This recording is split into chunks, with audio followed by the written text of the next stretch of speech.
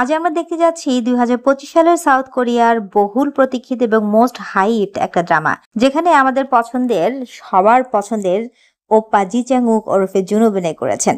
যেখানে জুন নিজের স্বপ্ন পূরণে কর্মঠ পরোপকারী এক যুবক, কিন্তু হঠাৎই সে এক ভয়ানক ষড়যন্ত্রের শিকার হয়ে সারা জীবনের জন্য কারাগারে 4 দেওয়ালে বন্দী হয়ে যায়। এমনই এক ক্রাইম থ্রিলার এবং রিভেঞ্জ জনরার ড্রামা, নাম দ্য ম্যানিপুলেটেড। শেষ পর্যন্ত কি জুন কারাগার থেকে নিজেকে মুক্ত করতে পারে, নাকি সারা জীবনের জন্য বন্দী হয়ে পড়ে? জানতে ভিডিওটি সম্পূর্ণ দেখুন। আসসালামু আলাইকুম, আপনাদের সবাইকে সিনে কথা এক্সপ্লেইনডে স্বাগত। যারা চ্যানেলে নতুন আছেন তারা এমন নতুন ভিডিও পেতে প্লিজ চ্যানেলটি সাবস্ক্রাইব করে বেল বাটনটা অন করে রাখুন। দ্য ম্যানিপুলেটেড ড্রামাটি একটি অনগোয়িং ড্রামা, সো আমরা এই ড্রামাটিকে কয়েকটি পার্টে এক্সপ্লেন করব। আজকে পর্ব 1 থেকে 4 পর্যন্ত এক্সপ্লেন করব। গল্পের শুরুতে আমরা জুন নামের একটি ছেলেকে দেখতে পাই যে বাইকে করে একটি স্পোর্টস কারের পিছু নিচ্ছে এবং বলছে যে আমার জীবন নষ্ট করে দিয়েছিস, তো খবর আছে। এরপর আমাদের অতীতে নিয়ে যাওয়া হয়, যেখানে আমরা দেখি জুন একজন ডেলিভারি কর্মী। সে খাবার ডেলিভারি করার কাজ করে এবং খুবই পরিশ্রমী। তার ভাই জিন এখনো স্কুলে পড়াশোনা করে, যার পড়াশোনার জন্য জুন এত বেশি পরিশ্রম করছে।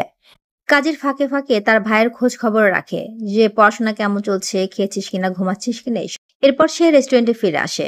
সেখানে দেখে এক ধনী মেয়ের সাথে এক ডেলিভারি ম্যানের ধাক্কা লেগেছে এবং তার জন্য খুবই খারাপ ভাষায় ডেলিভারি ম্যানটাকে গালাগালি করছে। জুন এই ডেলিভারির লোকটিকে চেনে, তারা আসলে দুজন একসাথে ডেলিভারির কাজ করে।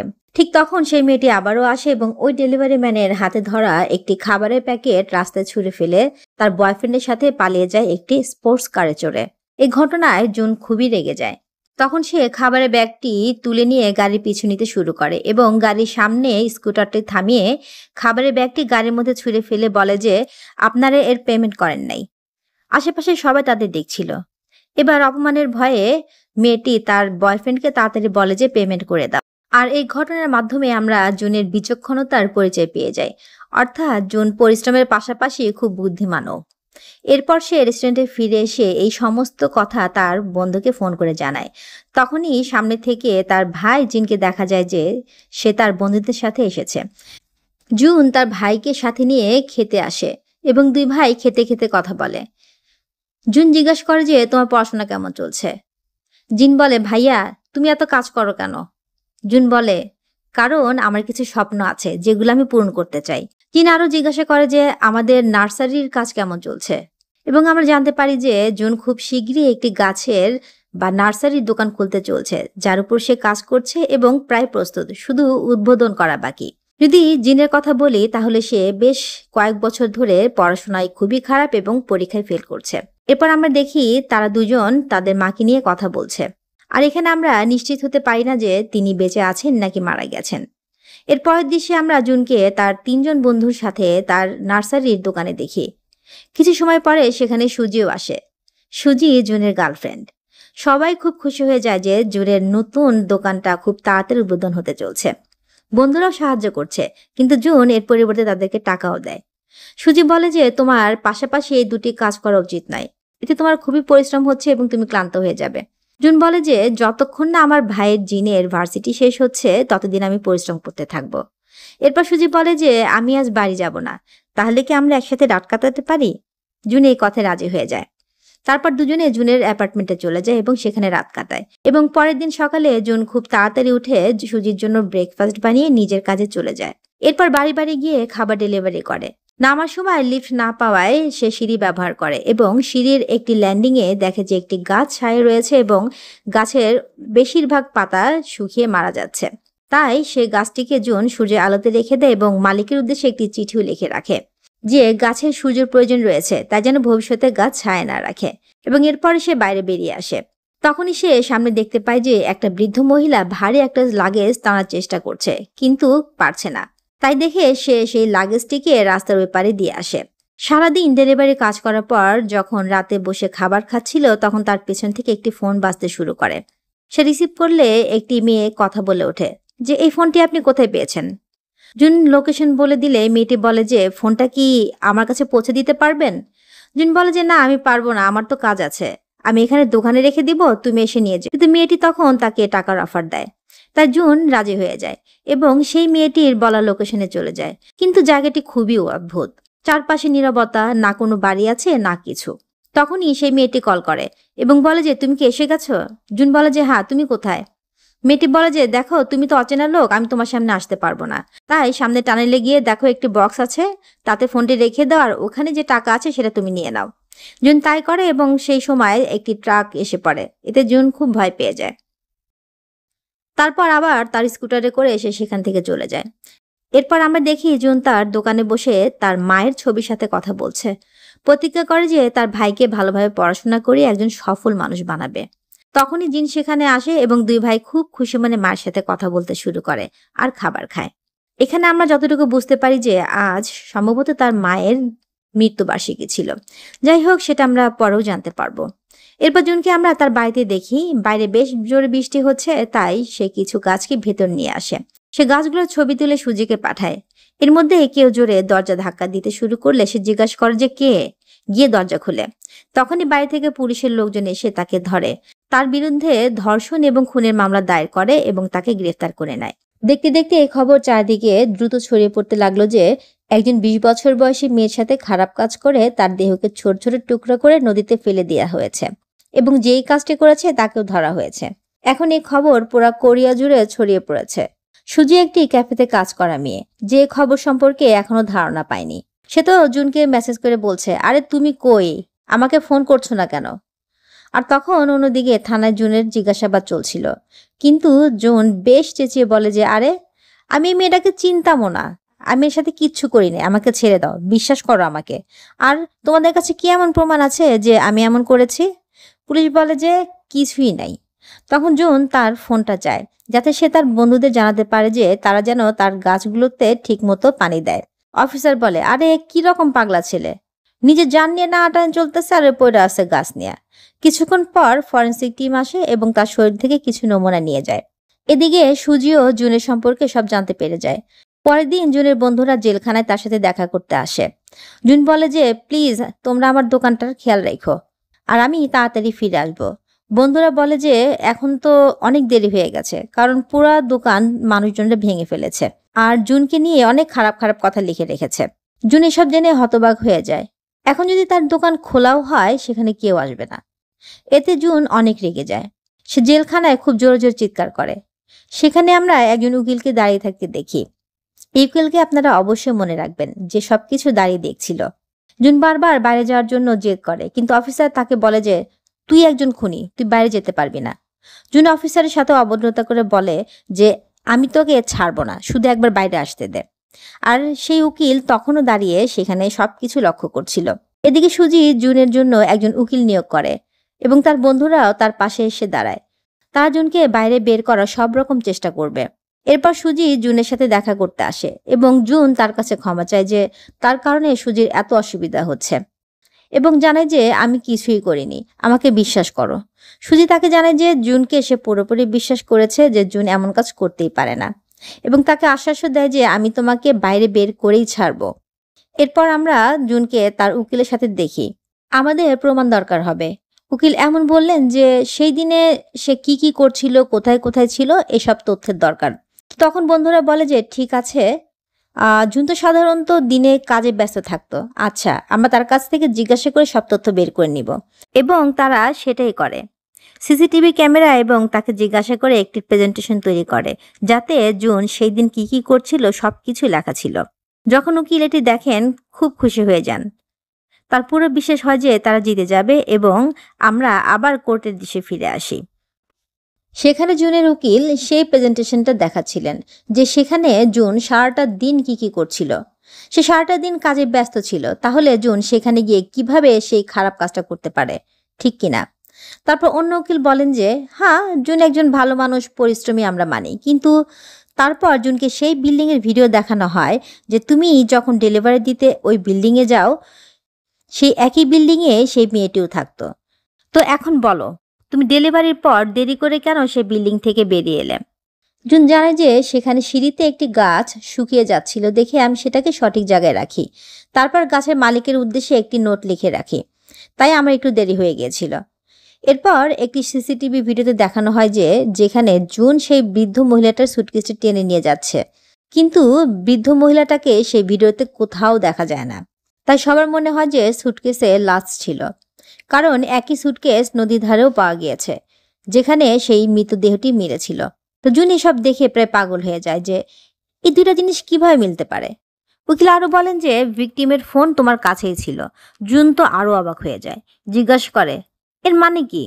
পরবর্তী দৃশ্যে আমরা দেখি যে ফোনটি জুন সেদিন পেয়েছিল আসলে সেটি সেই মেয়েটির ছিল, কিন্তু জুন তার আত্মপক্ষ সমর্থন করে। সেখানে যা যা হয়েছিল সব বলে, যা আমরা ইতিমধ্যে দেখে ফেলেছি। কিন্তু উকিল বলে যে এই সবই মিথ্যা, সে তোমাকে কল করতেই পারে না, কারণ সে সেই সময় মারা গিয়েছিল এবং তোমার থেকে একটু দূরে তার ডেড বডিটি আমরা পেয়েছিলাম। তারপর আমাদের ক্রাইম সিনের ছবি দেখানো হয়, যাতে একটি ব্রেসলেট পরে থাকতে দেখা যায় এবং সুজি এটিকে লক্ষ্য করে নেয় যে এটি জুনেরই ব্রেসলেট।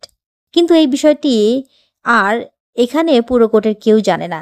এটি সবচেয়ে বড় প্রমাণ। এরপর আমাদের দেখানো হয় যে জুনের সিমেন্ট ভিকটিমের শরীরে পাওয়া গেছে, যা থেকে নিশ্চিত হওয়া যায় যে জুন সেই মেয়েটির সাথে খারাপ কাজ করেছিল। তখন জুন চিৎকার করতে শুরু করে। উকিল বলেন যে পুরো বিল্ডিং এ কোনো গাছ ছিল না, যার কথা তুমি বলছো। ছবিও দেখানো হয়, কোনো গাছই নেই। এবং পরের দৃশ্যে সুজিকে দেখি। জুনের উকিল এখন তাদের দুজনকে একা রেখে চলে গেছেন। সুজি জুনকে জিজ্ঞাসা করে যে তোমার হাতের ব্রেসলেটটি কোথায়। জুন বলে যে আমি জানি না, হয়তো সেটা কোথাও পড়ে গেছে। সুজি কাঁদতে কাঁদতে বলে যে আমি আর পারবো না এইসব করতে, এবং নাই তোমার সাথে থাকতে পারবো। আর এরপর তার ব্রেসলেটটি খুলে সেখানে রেখে জুনের সাথে সম্পর্ক ছিন্ন করে চলে যায়।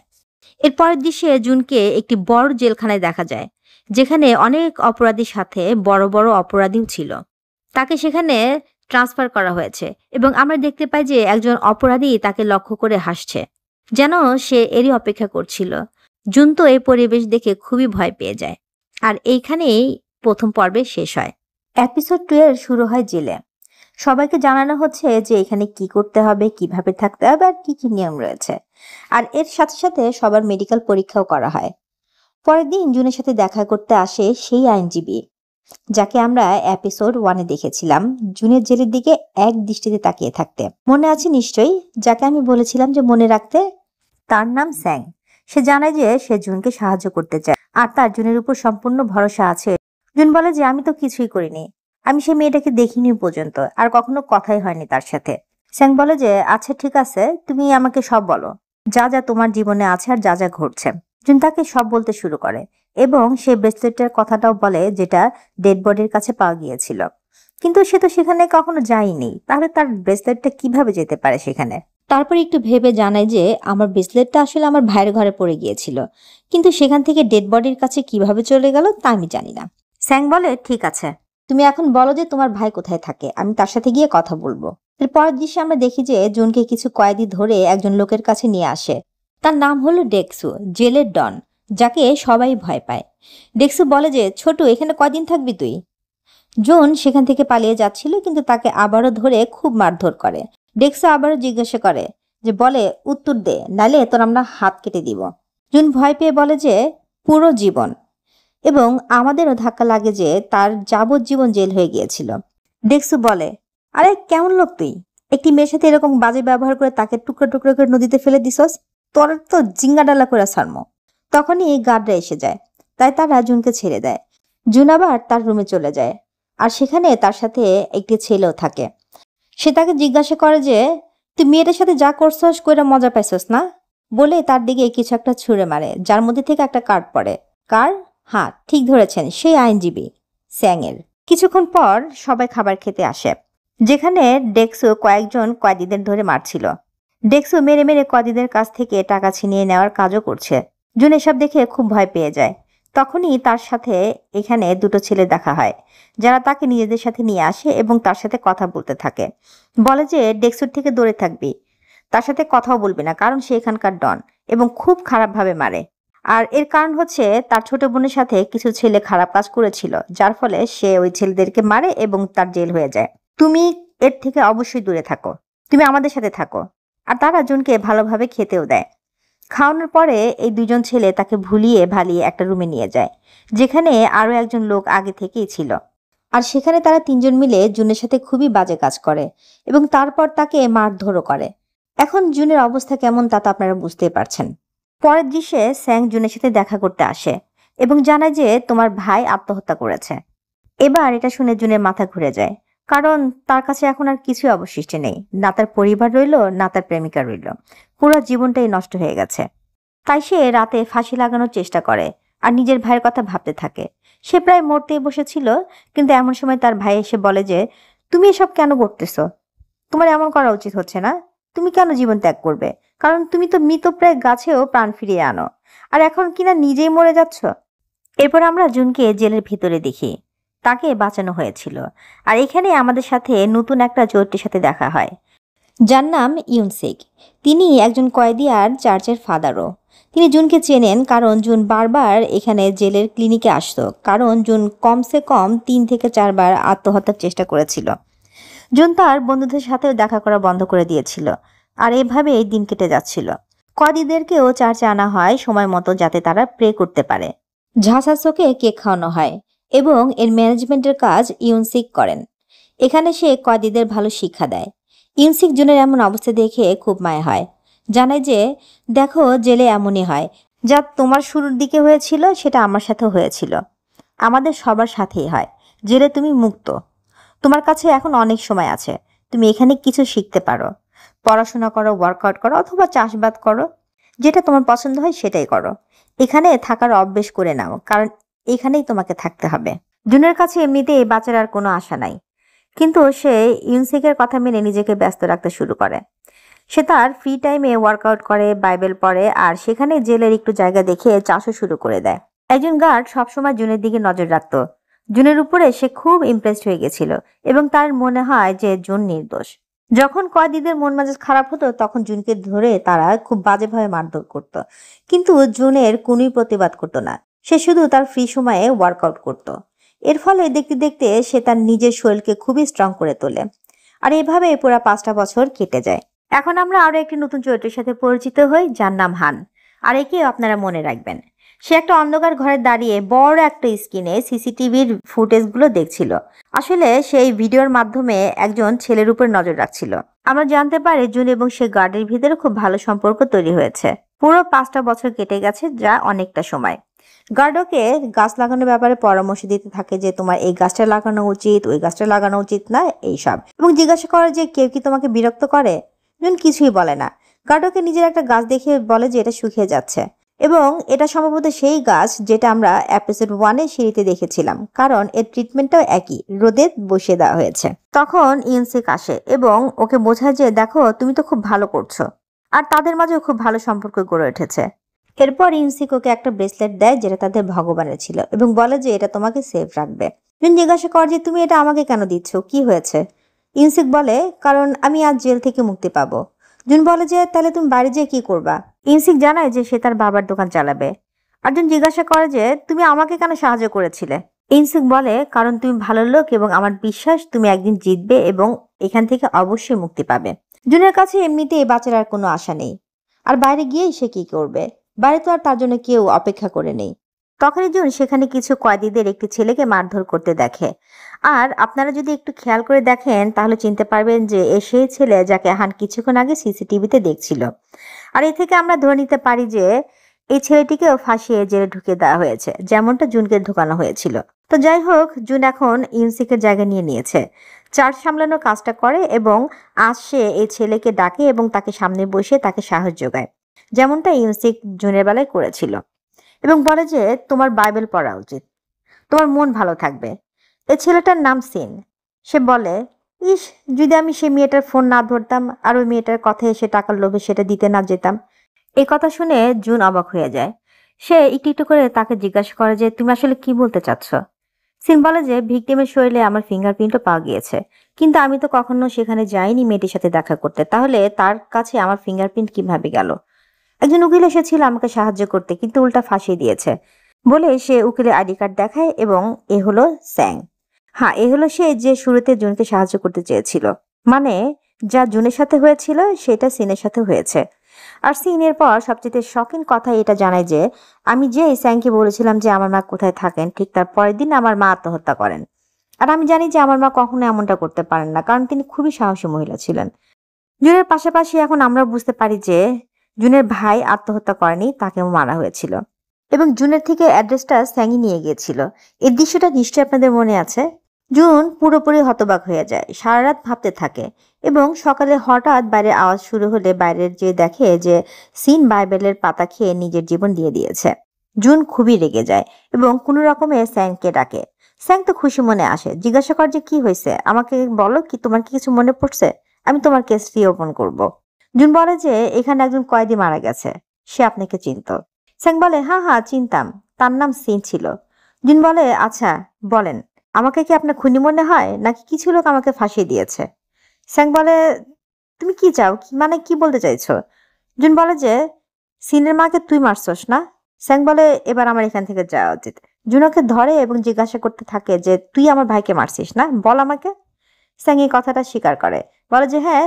জুনের কাছ থেকে সে অ্যাড্রেস নিয়ে জিনের কাছে যায় এবং তাকে মেরে তার রুমে ঝুলিয়ে দেয়। তখন জুন কসম খেয়ে বলে যে তোকে আমি ছাড়বো না, তোকে মেরেই ফেলবো। স্যাং বলে যে কিভাবে মারবি, জেল থেকে বের হলে তো কিছু করতে পারবি, কারণ তুই তো জেলে পচে মরবি। স্যাং বাইরে গিয়ে নিজের কোনো এক বসের সাথে কথা বলে এবং বলে যে ব্যাপারটা খুবই খারাপ দিকে মনে নিচ্ছে, তাহলে আমাদের কাউকে মারতে হবে। আমরা বুঝতে পারি হয়তো সে জুনের কথাই বলছে।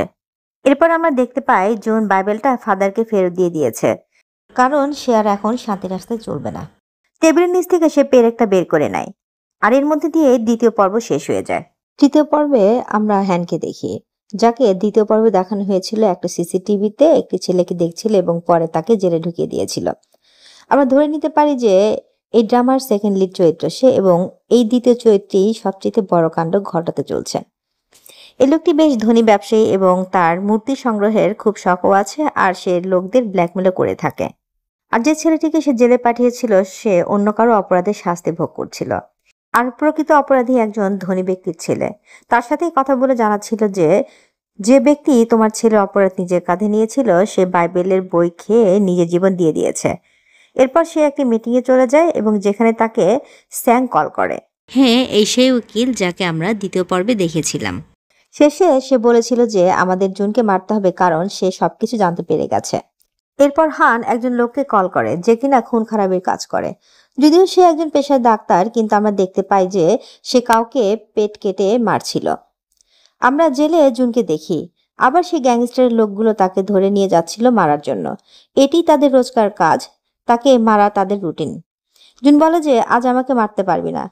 গুন্ডাটি বলে যে ম্যাচটা তাড়াতাড়ি শুরু হতে চলছে, তাই আমাদের ওয়ার্ম আপ করতে হবে, আমাদের ফাইট করতে হবে। জুন তাদের মারতে শুরু করে দেয় এবং খুবই পিটায় এবং এটি বেশ লম্বা সময় ধরে চলতে থাকে। কিছু লোক বলে যে লং ভিডিও বানাও, কিন্তু ভিডিওগুলোতে এই ধরনের ড্রামার মধ্যে কিছুই থাকে না, শুধু মারামারি হয়, অনেক সময় নাও হয়, 10-10 মিনিট বা 20-20 মিনিট পর্যন্ত। ঠিক তখন তাদের বস ডেক্সু এখানে এসে পড়ে। জুন তার কাছে আসে এবং বলে যে আজকের পর থেকে আমার সাথে ঝামেলা করতে আসিস না, তাহলে কিন্তু ছাড়বো না, আমার থেকে দূরে থাকবি। অন্যদিকে আমরা একটি নতুন চরিত্রের সাথে পরিচিত হই। এর নাম ইউনবি এবং তার বান্ধবী হলো সং। দুজন আজ ইউনসিকের দোকানে এসেছিল। হ্যাঁ, সে ইউনসিক যে কিনা জেলে ছিল এবং মুক্তি পেয়েছে এবং তার বাবার দোকান চালাচ্ছে। ইউনবি ইউনসিকের মেয়ে হয়। ইউনবি তার কাছ থেকে টাকা চাচ্ছিল। দোকানে যত টাকা ছিল সব টাকা নিয়ে যেতে শুরু করে, আর সেখানেই সে তখন জুনের সাথে তার বাবার ছবি দেখে।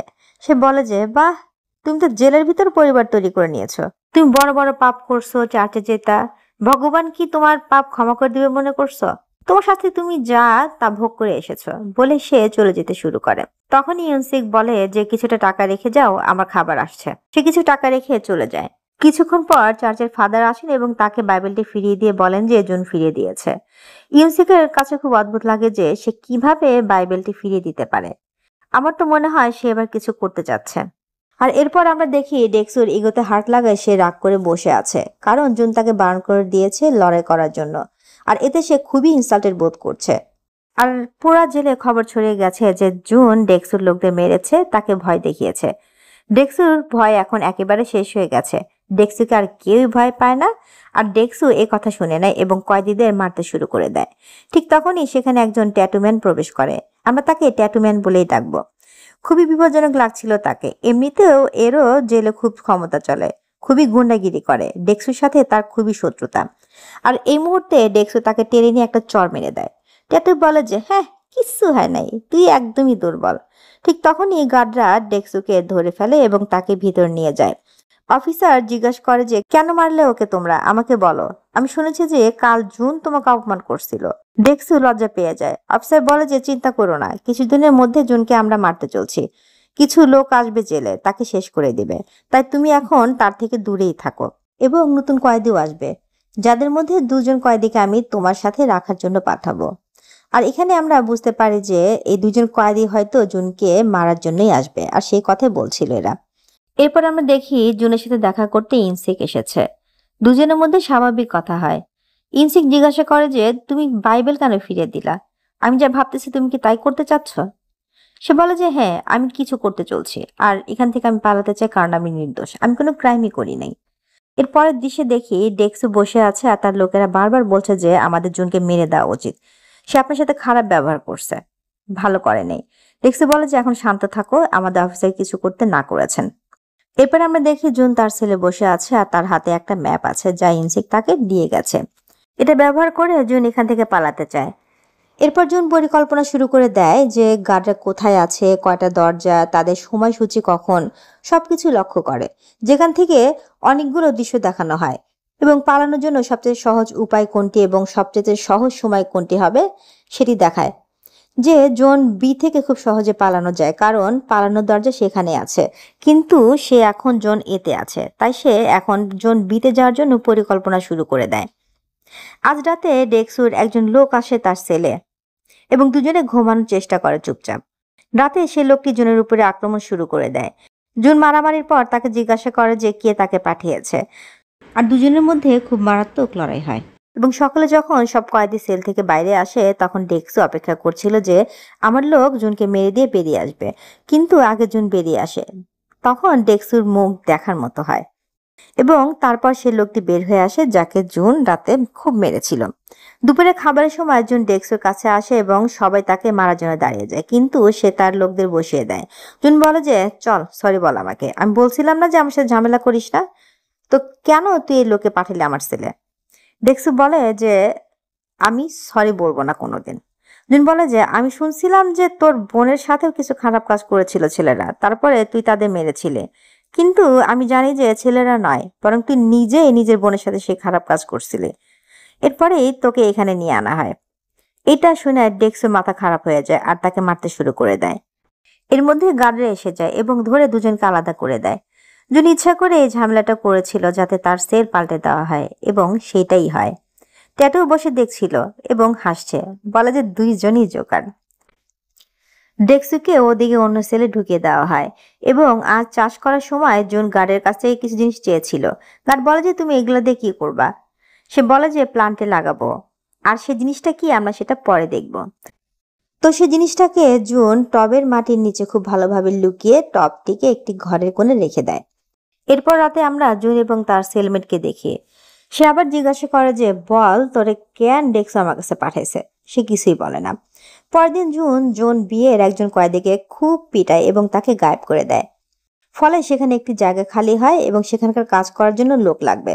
তাই গার্ডরা জিজ্ঞাসা করে যে জুন বিতে কে যেতে চায়। জুন হাত তুলে বলে যে আমি যাব, কারণ সেখানে বিল্ডিং এবং গ্যারেজের কাজ হয়।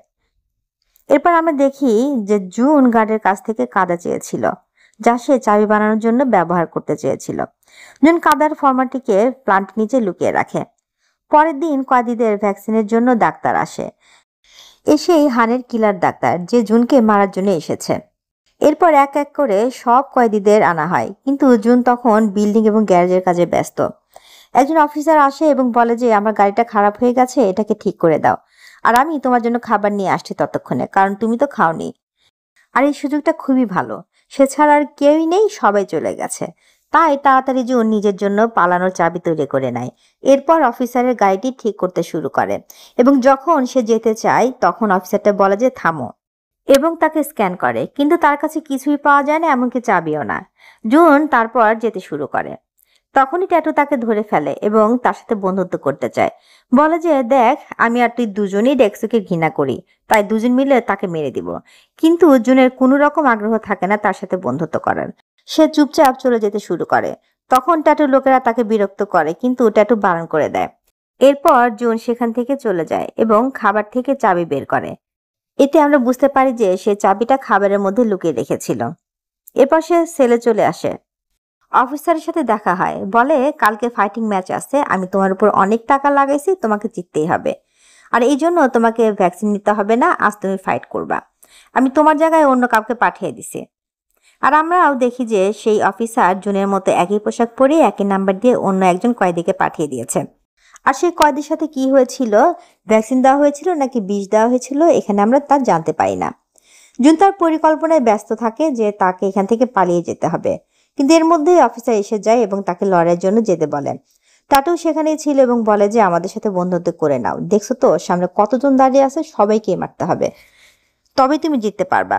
জুন এদের সাথে বন্ধুত্ব করতে অস্বীকার করে দেয়, কারণ তার কাছে পালানোর জন্য খুবই কম সময় আছে।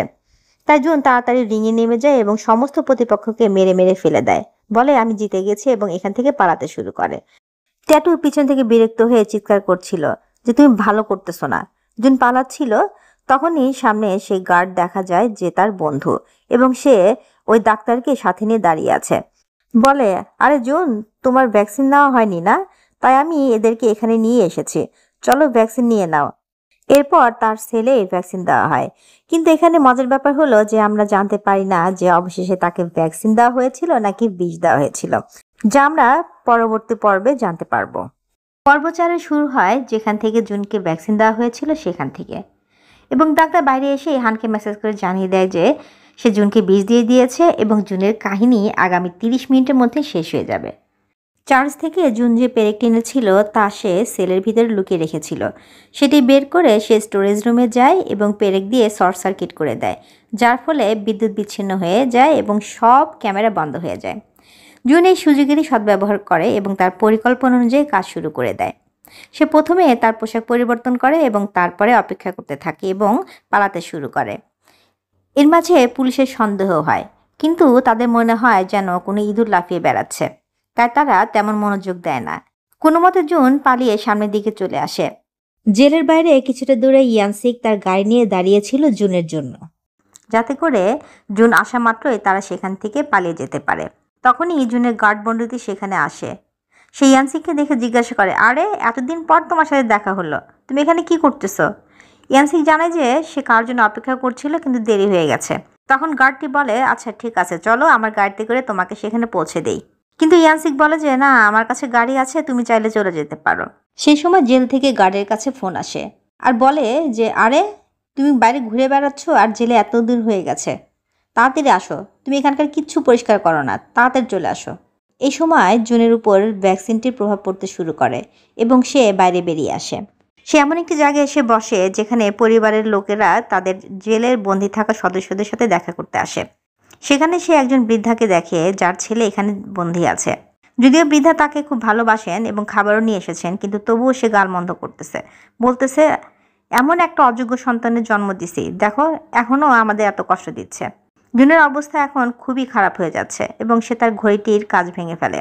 ঘড়ির কাজ দিয়ে সেই বৃদ্ধার খাবারের প্যাকেটটিতে একটা পোস্ট মেরে দেয়। এর ফলে যখনই বৃদ্ধা উঠে দাঁড়িয়ে তার খাবার তুলতে যান, তখনই তার সব খাবার মেঝেতে পড়ে যায় এবং সবার দৃষ্টি সেদিকেই চলে যায়। এই সুযোগে জুন পিছন দিকে সরে আসে, কিন্তু ইতিমধ্যে জুনের চোখও বন্ধ হয়ে আসতে শুরু করে। আর এরপরে কি হয় তা আমাদের দেখানো হয় না। এদিকে হান তার জীবনে খুবই মাস্তি করছে। সে একটি কার রেসিংয়ে এসেছে, যেখানে বড় বড় রেসিং হয়। এখানে সে আয়োজকদেরকে স্পন্সর করতে চায়, কিন্তু সে বলে দেখো এই সিম্পল রেস আমার পছন্দ না, এতে কোনোই মজা নাই। তোমরা কি করবা, গাড়িগুলোর মধ্যে সংঘর্ষ ঘটাবা, দুর্ঘটনা ঘটাবা, আর তবে আমি তোমাদেরকে স্পন্সরশিপ দিব, টাকা দিব। আর স্পন্সর বলে যে এতে তো ড্রাইভারের জীবনও যেতে পারে।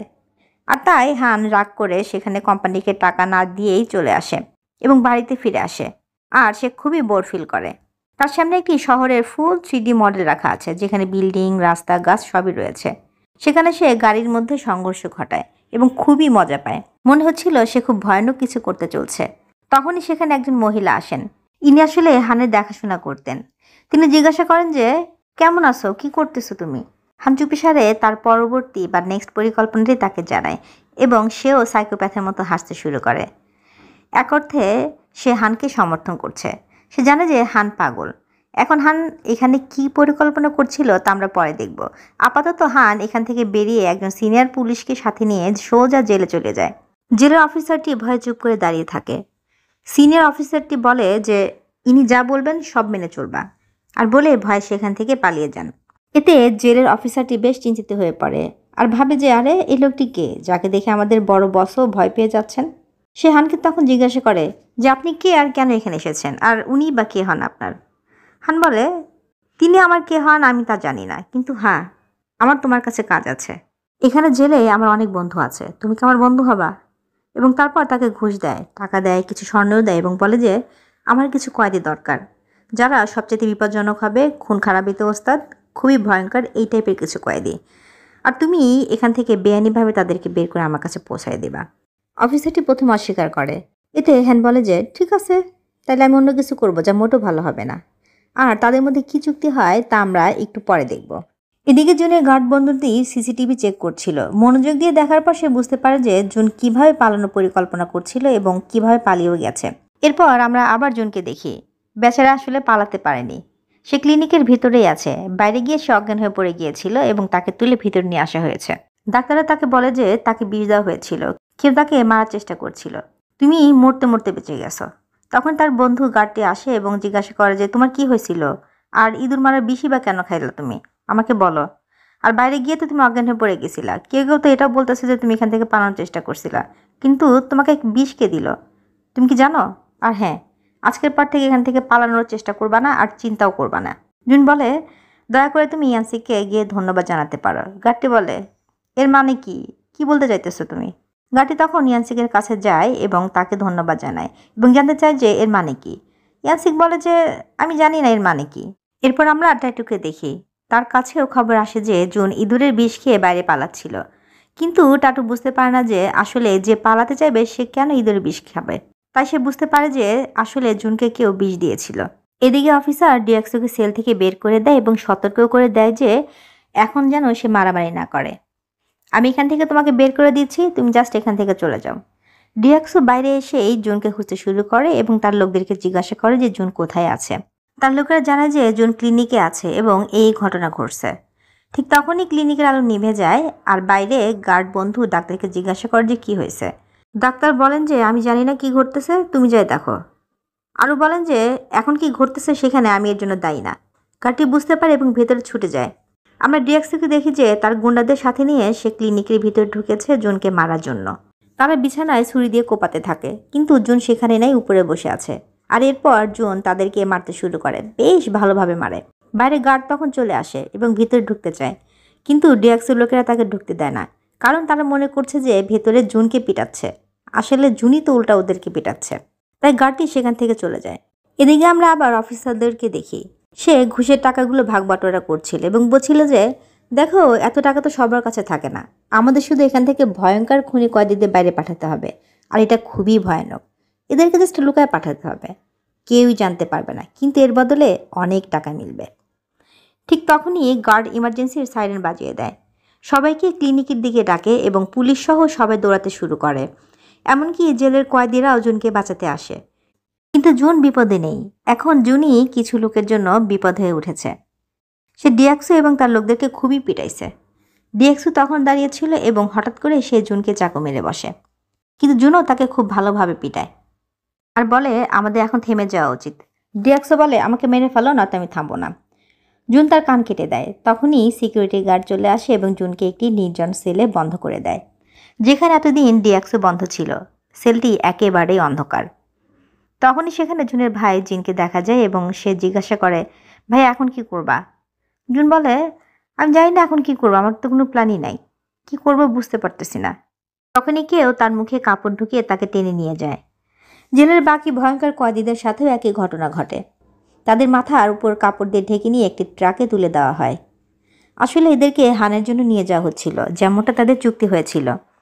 হান তালিকাটা চেক করে, মোট 12 জন কয়েদিকে হান নিয়ে যাচ্ছিল, যাদের মধ্যে একজন জুনও আছে। এর পরের দৃশ্যে আমরা সবকটা কয়েদিকে সাদা পোশাকে দেখি একটা বড় উঠানে দাঁড়িয়ে আছে, যেখানে হান সবাইকে স্বাগত জানাচ্ছে এবং জানায় যে খুব শিগগিরই একটা খেলা হতে চলছে। আর এর মধ্যে দিয়ে পর্ব 4 শেষ হয়ে যায়। দ্য ম্যানিপুলেটেড ড্রামার 1 থেকে 4 পর্বের এক্সপ্লেনেশনটা কেমন লাগলো অবশ্যই জানাবেন। আর পরবর্তী পার্ট পেতে আমার চ্যানেলটি সাবস্ক্রাইব করে বেল বাটনটা অন করে রাখবেন। ততক্ষণ পর্যন্ত ভালো থাকবেন। আল্লাহ হাফেজ।